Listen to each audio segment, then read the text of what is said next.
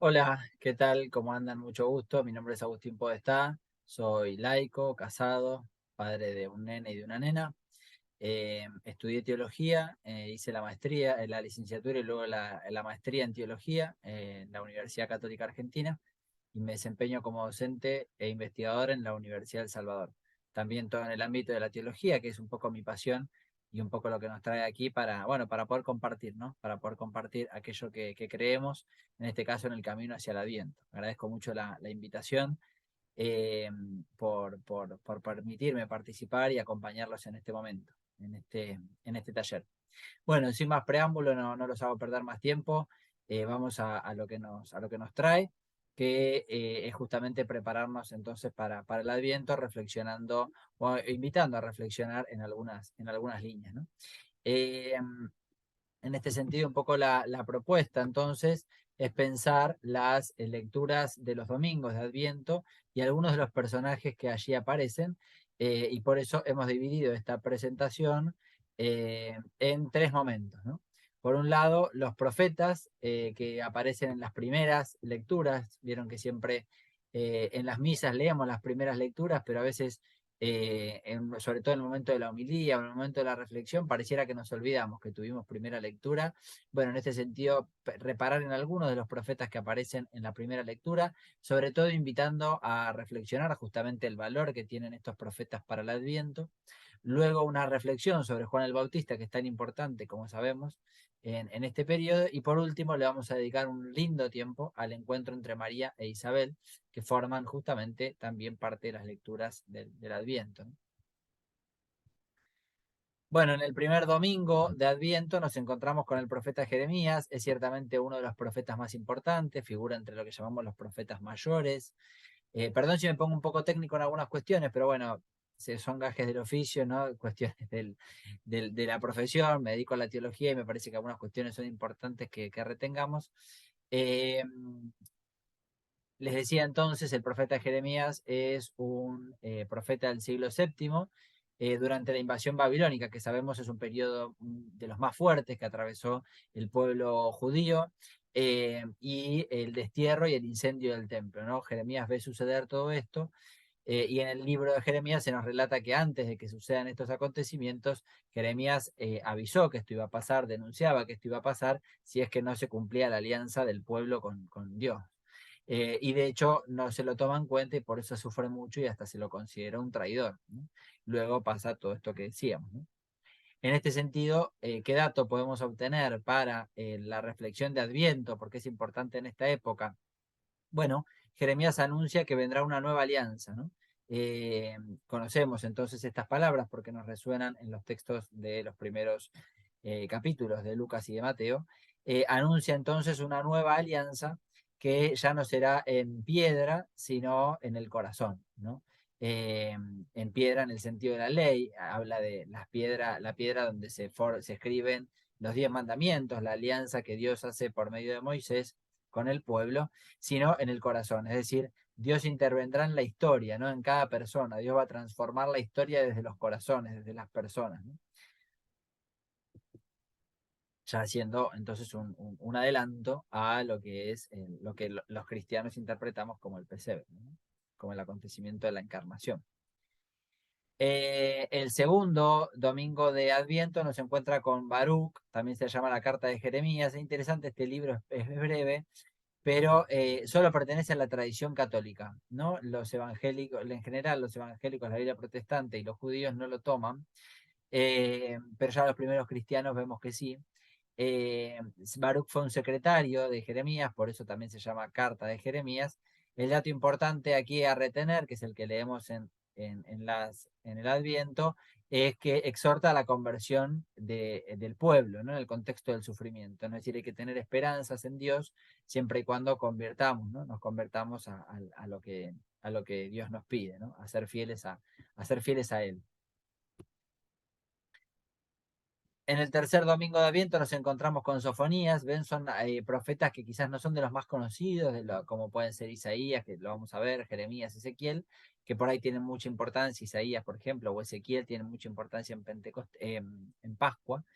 Pero en este caso nos encontramos con estos profetas menores, pero que son muy importantes porque son parte de la palabra de Dios, ¿verdad? También en el siglo VII anuncia el día de Yahvé, ¿no? Donde Judá será castigada por su apostasía y culto a otros dioses. En este sentido también amenaza contra los gobernantes por la corrupción, un poco también parecido a lo que pasaba con Jeremías, ¿no? En este sentido, ¿qué tomamos de importante para el adviento de este profeta, perdón? El resto fiel, ¿no? Habla de este resto fiel que se distingue entonces de los corruptos, de los gobernantes, de los que se venden al poder y a otros dioses, porque en este resto fiel, en este pequeño grupo de fieles que sostienen la fe, va a estar la salvación, ¿no? Y fíjense qué importante, porque esto es muy importante, por ejemplo, para los relatos de María, que este resto fiel no se identifica con los poderosos y los gobernantes del pueblo, sino que se identifica con los pobres y los humildes, ¿no? Esto que ya adelanta de alguna forma el cántico de María, diríamos, el Magnificat de María se ubica en esta línea, ¿no? En que Dios se acordó de, de su pueblo pobre y humilde, ¿no? A diferencia de los soberbios, los poderosos, etcétera, ¿no? En el tercer domingo de Adviento nos encontramos con el profeta Isaías, con el primer Isaías. Si conocen ahí un poco el texto de Isaías, recordarán que hay 3 o 4, ¿no? Isaías diferentes dentro de un solo gran libro que llamamos Isaías. En este sentido es el primer Isaías, que hace una fuerte crítica al culto en el templo de Jerusalén, porque se lo consideraba que ya se había alejado de la fe sencilla del pueblo, eh, y denuncia también problemas entre las naciones que iban a traer consecuencias en el pueblo de Israel. Y es donde nos encontramos, como dato importante para el Adviento, el libro del Emanuel, que nos resonará entonces, porque en ese contexto bélico para Israel, Isaías anuncia la llegada de un niño que será, no lo puse acá, ¿no? Ah, sí, la Virgen concebirá y dará luz a un niño, que son las palabras que se utiliza en el texto de Lucas para puestos en boca de María, del ángel y de María, ¿no? Porque justamente en un contexto donde falta la paz, como en este caso en un contexto bélico para el pueblo de Israel, cuando Isaías hace este relato, Isaías anuncia entonces que va a llegar un niño como señal de paz, ¿no? Que es un niño que estaba por nacer y llevará por nombre Emanuel, que en la traducción que Isaías quiere darle significa Dios con nosotros, Dios presente en el pueblo, ¿no? Eh, para el texto de Isaías, atención con esto, la profecía de este niño se consideraba cumplida. Es decir, el niño ya había nacido, seguramente era el hijo del rey en el que Isaías habla, ¿no? Apuntando a ese niño hablaba, ¿no? Es decir, que ya se consideraba una profecía cumplida. Sin embargo, los traductores de la Biblia al griego van a traducir este texto al futuro, ¿no? Y van a decir que la Virgen concebirá y dará luz a un niño, ¿no? Eh, por eso los primeros cristianos leen este texto y no tienen ningún conflicto en identificarlo con el verdadero hacedor de la paz, el Cordero de Dios que quita el pecado del mundo, que es Jesús. Por eso ponen estas palabras en boca de María. Por último, también nos encontramos con Miqueas en el cuarto domingo de Adviento, que también en el siglo VIII antes de Cristo, también denuncia, fíjense, la corrupción de los gobernantes, de los ricos, de los comerciantes fraudulentos, los sacerdotes y los profetas que se venden a otros dioses, y un fuerte tono de amenaza y exigencia de conversión. Fíjense que esto está muy presente también en el Cántico de María, ¿no? El Magnificat. Como datos importantes para el Adviento, tenemos que tener aquí presente que, si bien tiene un fuerte tono de denuncia, conserva la esperanza en la intervención de Dios en la historia que cambie la situación, ¿no? Hay una esperanza de que Dios va a modificar esto, ¿no? Y puntualmente ubica un descendiente en la dinastía de David, que como sabemos esto en el Evangelio de Mateo tiene mucha importancia respecto de estos sabios que vienen de Oriente, como un llamado los Reyes Magos, que de la dinastía de David vendrá el que traiga justicia y paz. Bueno, perdón si fui muy rápido, ¿eh? Todo esto igual lo pueden rever sin ningún problema. Les paso la presentación de PowerPoint para que la tengan, pero aprovechamos los tiempos. Eh, respecto de Juan el Bautista, que es otro de los personajes muy importantes que tenemos, hay que tener algo presente. Juan el Bautista enseña antes de que Jesús comience su vida pública. De modo tal que en realidad su predicación hay que ubicarla justamente antes de que Jesús comience su predicación itinerante, entre los 27 y los 30 años. Eh, por eso hay que tener acá presente este dato, ¿no? Eh, Sin embargo, en el tiempo de Adviento leemos estos textos de Juan el Bautista porque nos invitan a los cristianos a poner el corazón en preparación hacia la Navidad, ¿no? Eh, por eso es importante ubicarlo, ¿no? Cronológicamente no pertenecería al contexto pre-Navidad, pre-Natividad de Jesús, pero sí nos predispone el corazón, ¿no? Por eso lo ubicamos también como uno de los profetas, ¿no? El último de los profetas, si se quiere, antes de la enseñanza pública de Jesús. Bueno, Juan el Bautista enseña a orillas del río Jordán, en el desierto, que son lugares de purificación. De hecho, utiliza palabras y frases del libro de Isaías, como por ejemplo, preparen el camino del Señor. Sin embargo, a diferencia de otros predicadores de la época que anunciaban que el juicio de Dios iba a ser con la ira, iba a ser un juicio más de corte violento, cruento, Juan anuncia que el juicio de Dios tiene más que ver con la misericordia y el perdón, ¿no? Más bien invita a la conversión, al perdón de los pecados, ¿no? Anuncia que vendrá el que va a bautizar con espíritu y con fuego, y es necesaria la conversión de la mente, del corazón, del espíritu y las buenas obras, ¿no?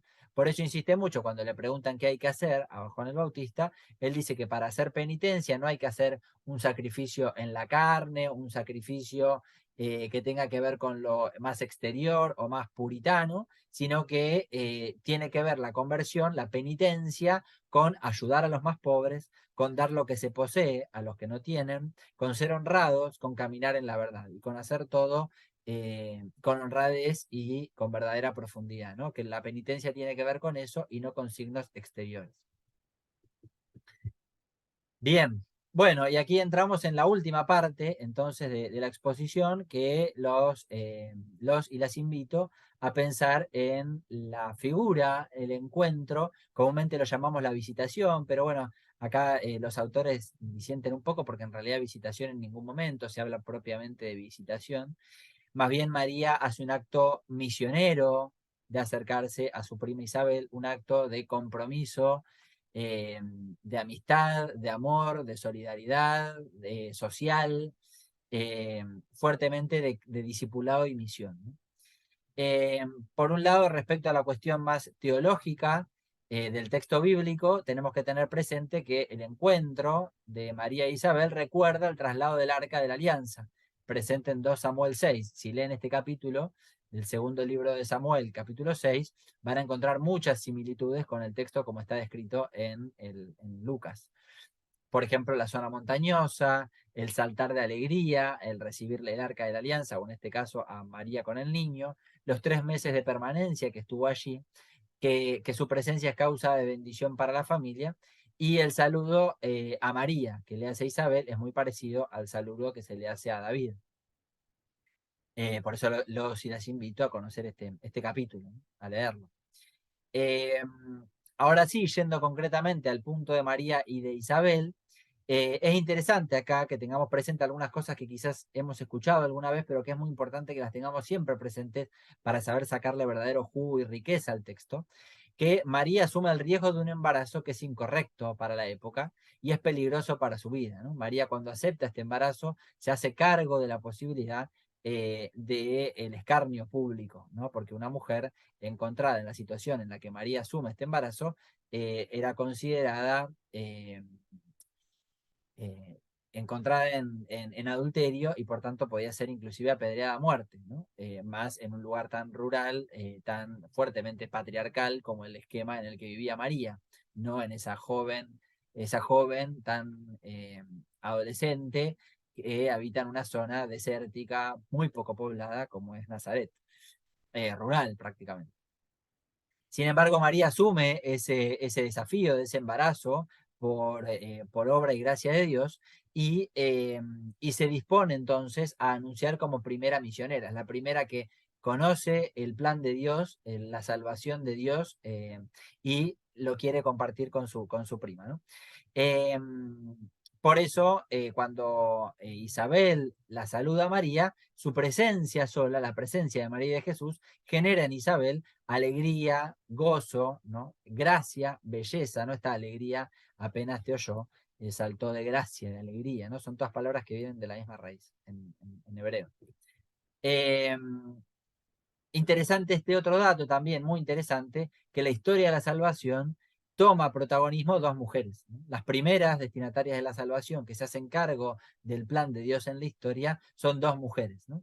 Que es interesante esto porque en el contexto cultural de María, esto es totalmente contracultural, ¿no? Esta novedad que Dios introduce, esto sería para analizar en otro contexto, ¿no? De qué forma el contexto cultural fuertemente patriarcal en la época de María, en la época de Jesús, de qué forma Jesús, en este caso María, son totalmente contraculturales, ¿no? Y acá esto también es interesante, ¿no? Así como María es la primera misionera, discípula y misionera, Isabel es la primera que bendice, ¿no? Es la primera que hace una acción de gracias, ¿no? Bendita, ¿no? Bendita eres, la llama a María, ¿no? Bendita eres entre todas las mujeres, es decir, la bendice a María, es la primera que hace una acción de gracias a Jesús y a María, ¿no?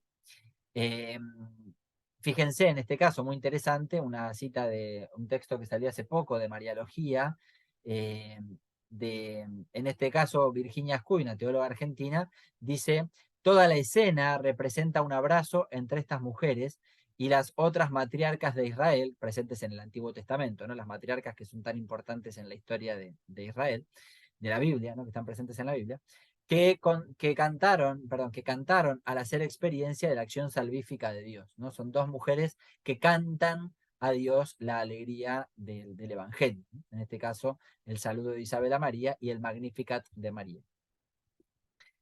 También en el mismo libro, lo recomiendo verdaderamente, son artículos, en este caso de María José Caram, que también es argentina, teóloga, eh, reflexiona y dice esto, me pareció brillante la cita, por eso la traigo, ¿no? Resplandece en este encuentro, María e Isabel, la dimensión místico-profética de dos personas que, habiendo sido visitadas por Dios y habiendo reconocido el signo de su presencia liberadora, llenas del Espíritu Santo, alzan su voz como legítimas representantes del pueblo pobre y fiel. Aquí hay que tener bien presente la historia de Isabel y la historia de María, ¿no? El Magnificat de María y la transformación también de Isabel por medio de este embarazo que era imposible, que bien recordamos, era imposible. Ambas han sido visitadas por gracia especial de Dios y llenas del Espíritu Santo, se ponen en una tradición del Antiguo Testamento donde los pobres son los principales destinatarios de la fe del pueblo.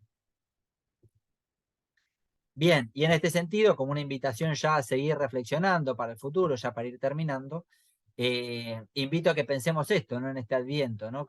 O qué lugar le damos a estas reflexiones en el Adviento, en nuestros espacios catequísticos y pastorales que vamos a estar llevando adelante, ¿no? En estas próximas semanas.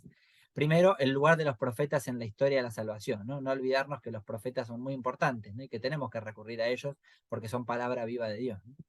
Y en ese sentido, sus implicancias en la novedad también de la Navidad, ¿no? De qué forma influye su predicación en la Navidad. Por eso están en las lecturas de las misas, ¿no? La imagen de la visitación de María e Isabel como modelo sinodal, de hecho en el sínodo, por ejemplo, en Buenos Aires, es la imagen que se la utiliza para la reflexión, y de los discípulos y misioneros, ¿no? Eh, las mujeres en la Navidad también, ¿no? Y en la historia de la salvación, qué lugar, como hemos visto, tienen fundamental las mujeres para reflexionar el lugar de las mujeres en todo esto, ¿no? Que no son solamente pasivas, como hemos visto, ¿no? María e Isabel no son dos borregos que se entregan a una voluntad callada, ciega, sorda y muda, ¿no? Todo lo contrario, son partícipes totalmente activas de la revelación y colaboran con la obra de Dios de una forma totalmente activa y protagónica. El Magnificat de María, que sería interesante alguna vez poder reflexionarlo, ¿no? Que lo podamos analizar. Las múltiples imágenes del pesebre, esto también Francisco hace unos años en una carta reflexionó, ¿no? Sobre el signo admirable. Les invito a leer esta carta que es maravillosa, ¿no? Signo admirable, admirable signum, algo así, si no recuerdo, si mal no recuerdo en latín. Y la simpleza y la pobreza de Dios en la historia, ¿no? Esto nunca tenemos que olvidarnos, ¿no? ¿Qué es lo que sucede en el pesebre? Dios que se hace presente en la pobreza y la humildad, ¿no? porque comúnmente, la verdad, lo sabemos, lamentablemente, la fiesta de la Navidad suele estar teñida por la cultura fuertemente capitalista y consumista de todo lo contrario, ¿no? Más bien riqueza, opulencia, regalos, consumismo, consumismo, consumismo, Papá Noel, etcétera, etcétera, ¿no? Bueno, no olvidarnos nunca que la Navidad tiene que ver con todo lo contrario a esa imagen que la cultura nos vende, ¿no? Y para terminar, ahora sí, las y los invito a rezar juntos esta oración del cardenal Pironio, que tan importante ha sido para América Latina y para la Argentina, pero para toda América, y para, bueno, para contextos internacionales, ¿no? Como el Vaticano, como el Concilio Vaticano II, bueno, toda su trascendencia que ha tenido. Eh, y bueno, entonces les invito a que podamos rezar juntos esta oración, ¿no? Que nos invita entonces a mirar a María en el contexto de esta visitación a su prima Isabel para reforzar entonces nuestra fe y nuestra esperanza y vivir plenamente este periodo de Adviento. Bueno, invito a que recemos juntos. Virgen de la Esperanza, Madre de los pobres, Señora de los que peregrinan, óyenos. Hoy te pedimos por América, el continente que tú visitas, con los pies descalzos, ofreciéndole la riqueza del niño que aprietas en tus brazos. Un niño pobre que nos hace ricos, un niño esclavo que nos hace libres. Bien, bueno, muchas gracias por haber compartido este espacio. Perdón nuevamente por no estar presente de forma presencial. Y les dejo aquí mi Instagram, @hablemos de teología, por si les quedó alguna pregunta, alguna consulta, algún comentario, algo que quieran acercar, sin ningún problema. Nos podemos encontrar en el espacio justamente de Instagram, me escriben, me mandan audio por mensaje y allí con total alegría podemos compartir y seguir la conversación con quienes tengan alguna pregunta, algún comentario, algo que quieran que charlemos. Bueno, espero que este espacio sea fructífero y que puedan seguir trabajando y si no llegamos a hablar antes, Dios mediante, les deseo una hermosa y feliz Navidad, que sea con gracia, con amor y sobre todo con esperanza hacia el futuro. Hasta luego.